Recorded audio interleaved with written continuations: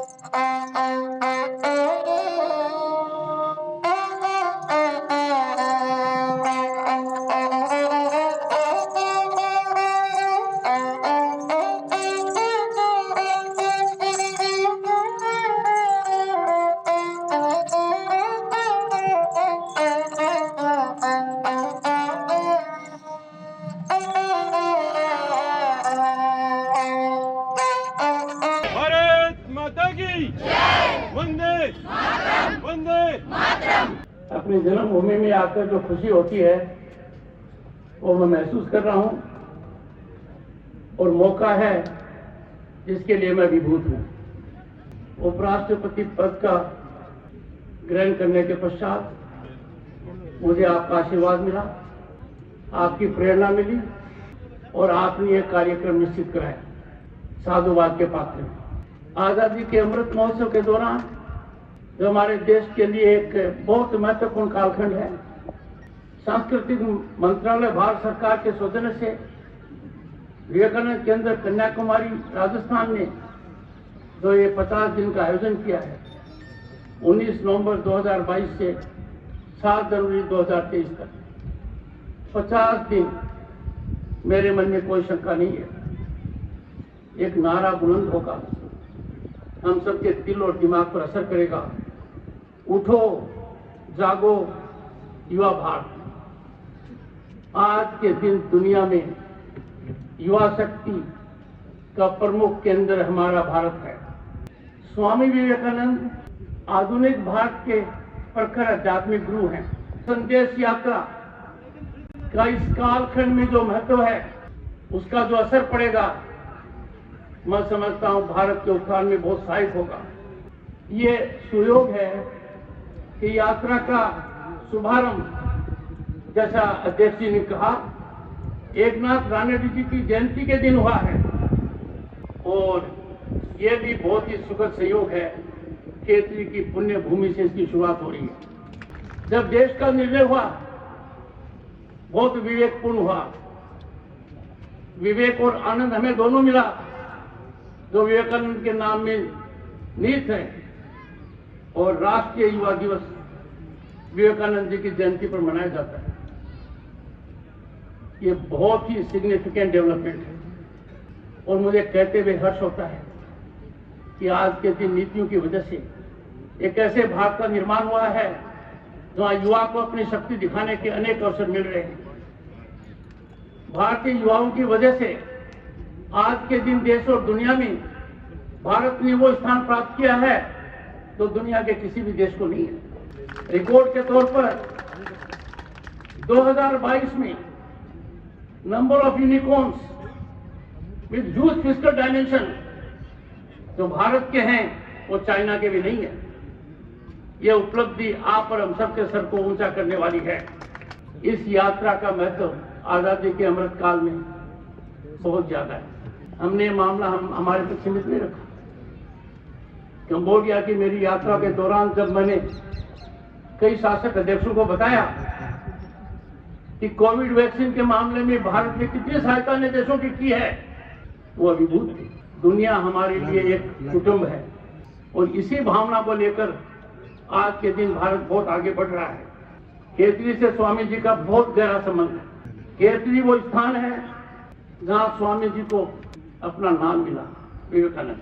तो मैं और मेरी धर्मपत्नी डॉक्टर सुदेश धनखड़ अमेरिका गए, शिकागो में हम उस स्थान पर गए एक से ज्यादा बार, जहां दुनिया में भारत का डंका बजाने का काम स्वामी जी ने किया। शिकागो का भाषण आज भी हमारे कानों में गूंजता है।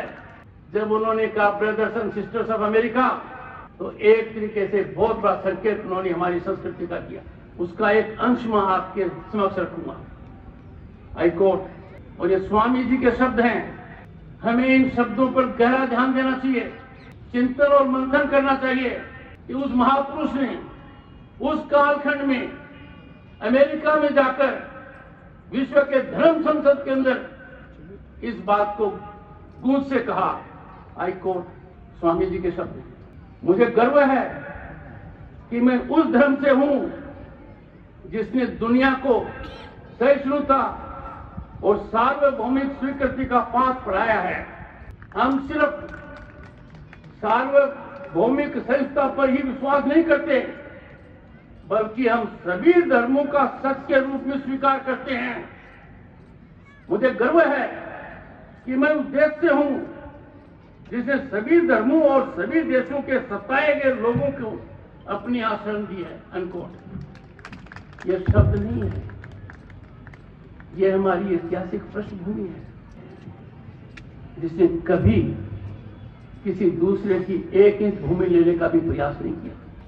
हमने आक्रमण बर्दाश्त किए हैं, हमने हमारे संस्कृति के ऊपर कुठाराघात देखा है, पर आपको एक उदाहरण नहीं मिलेगा जब किसी ने हमारी संस्कृति में विश्वास व्यक्त करते हुए किसी और के धर्म पर प्रहार किया। जो बात स्वामी जी ने कही वो आज भी सार्थक है, सबसे बड़ी प्रसन्नता का विषय है। और ये मैंने पुस्तिका में अंकन किया है। स्वामी जी का सपना साकार हो रहा है। स्वामी जी ने जो परिकल्पना की थी वो आज के दिन जमीनी हकीकत है। आप लोगों का मुझे भरपूर आशीर्वाद मिला। आप लोगों की बदौलत 1989 में मैं लोकसभा पहुंचा तो उस समय आपके सांसद को 50 गैस कनेक्शन मिलते थे। 50 गैस कनेक्शन, और वो उसकी एक ताकत मानी जाती थी। जो 50 गैस कनेक्शन किसको देगा? वर्तमान शासन व्यवस्था कितनी क्रांतिकारी है कि 18 करोड़ से ज्यादा गरीब परिवारों को तो मुफ्त गैस कनेक्शन दिए गए। आप एक अंदाजा लगाइए, एक सांसद को 50 गैस कनेक्शन उसकी ताकत थी और 18 करोड़ से ज्यादा को देना। मुझे खुद को अंदाजा है 79-80 के आसपास बैंक का कर्ज लेना कितना मुश्किल होता था। अकाउंट नहीं खुलता था। 40 करोड़ से ज्यादा अकाउंट खुलना एक बहुत बड़ी उपलब्धि है। हम कहां से कहां तक आ गए, इस नजारे का हमें आनंद लेना चाहिए। पहले क्या होता था, लंबी लाइनें होती थी। बिजली का बिल जमा कराएंगे तो भी लंबी लाइन है, कोई फार्म लेंगे तो भी लंबी लाइन है। इतने विशाल देश में, इतने बड़ी जनसंख्या वाले देश में कितनी बड़ी डिजिटल क्रांति आई है, लाइनें खत्म हो गई है। देश के हर किसान को साल में 3 बार बिना किसी बिचौलिए के, बिना किसी ह्यूमन इंटरफेस के उसके खाते में धन आता है। यह भारत का बहुत बड़ा बदलता हुआ चेहरा है। आज के दिन दुनिया के देशों में मैंने महसूस किया है भारत की शक्ति बहुत बड़ी है। हमने कुछ महीने पहले जिन लोगों ने हमारे पर लंबे समय तक राज किया, उनकी अर्थव्यवस्था को पछाड़कर दुनिया में 5वां स्थान प्राप्त किया। सोचिए, लोग कितना शक करते थे कि यह दावा कैसे किया जा रहा है, भारत दुनिया की 5 बड़ी अर्थव्यवस्था में कैसे आएगा। यह कीर्तिमान कुछ महीने पहले अर्जित किया गया है और मैं दावे के साथ कह सकता हूं, इस दशक के अंत तक भारत दुनिया की 3 बड़ी अर्थव्यवस्थाओं में से एक होगा।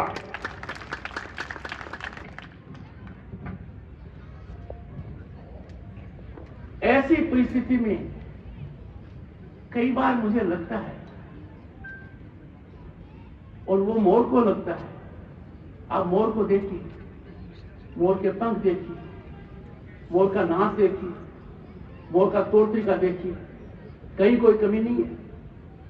और मोर जब अपने पैरों की तरफ देखता है तो आंसू आते हैं।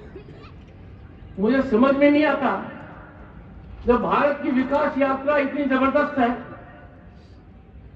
दुनिया में एक नया कीर्तिमान स्थापित किया जा रहा है, हम में से कुछ भ्रमित लोग बिना हालात को समझे हुए कुछ भी कहते हुए हिचक नहीं करते। कोविड के दौरान ये देखा गया, जिस वैक्सीन को हिंदुस्तान ने यूज किया, जो सबसे प्रभावी रहा, कोविड को कुंठित किया, प्रश्न उठाई गई। मैं आज हर नवयुवक और हर नागरिक और मीडिया के लोगों से आह्वान करूंगा, आकलन कीजिए। कोई बात है निश्चित रूप से उजागर कीजिए, but please don't underestimate our achievements. Let us not belittle our accomplishments, क्योंकि दुनिया के किसी भी मापदंड पर जो भारत ने बहुत ही कठिन काल में अर्जित किया है, उसका फायदा हर भारतीय को तो मिला है, पर पूरी दुनिया में इसकी सराहना है। कि राजस्थान के हर जिले में जाकर विवेकानंद जी के वो वाक्य सभी के कानों में, दिल दिमाग में गूंजने चाहिए। आई कोट, ये विवेकानंद जी के शब्द हैं, उस समय के शब्द हैं जो आज भी सार्थक हैं। उन्होंने कहा था, उठो, जागो और तब तक न रुको जब तक लक्ष्य सिद्ध न हो जाए। मेरा भी यही आह्वान है। हम विश्व गुरु थे, हम विश्व गुरु बनने की राह पर अग्रसर है। हमारी मानव शक्ति का कहीं कोई अंदाजा नहीं है, हमारी मानव शक्ति का कोई मुकाबला नहीं है। आज दुनिया के अंदर कोई प्रतिष्ठान नहीं है जो भारतीय दिमाग पर आश्रित न हो। दुनिया की बड़ी से बड़ी कंपनी में चले जाइए, शीर्ष पर आपको एक भारतीय मिलेगा। तो हमें विवेकानंद जी के प्रेरणादायक वाक्य, उनका मूल मंत्र, उसका अनुकरण करना चाहिए। संदेश यात्रा की यह सबसे बड़ी सार्थकता होगी। आपकी यात्रा सफल हो, मेरे मन में कोई शंका नहीं है। मेरी शुभकामनाएं। मुझे यहां आने का मौका मिला, उपराष्ट्रपति बनने के बाद खेतरी मेरी ये पहली यात्रा है, और ये मेरा सौभाग्य है कि खेतरी के अंदर जो प्रतिष्ठान है उससे जुड़ा हुआ जो भारत सरकार का सबसे बड़ा मंत्रालय है, उसके सबसे बड़े अधिकारी विवेक भारद्वाज जी, वरिष्ठ IAS अधिकारी हैं, वो भी मेरे साथ आए। हम यहाँ के बाद कुछ लोगों से चर्चा करेंगे और दो बातें आपको कहकर जा रहा हूं। अध्यक्ष जी ने मुझे यहाँ के विकास के बारे में एक परिपत्र दिया है, उसमें जो बातें कही गई हैं उसके अनुरूप कार्य होगा और इसका विकास एक उच्चतम कोटि का होगा, ये मैं आपको कहकर जा रहा हूं। और हमारा खान मंत्रालय, जिनके वरिष्ठतम अधिकारी यहां पर हैं, जो भी योगदान हो पाएगा प्रतिष्ठान के लिए, उसमें कोई कमी बाकी नहीं रहेगी।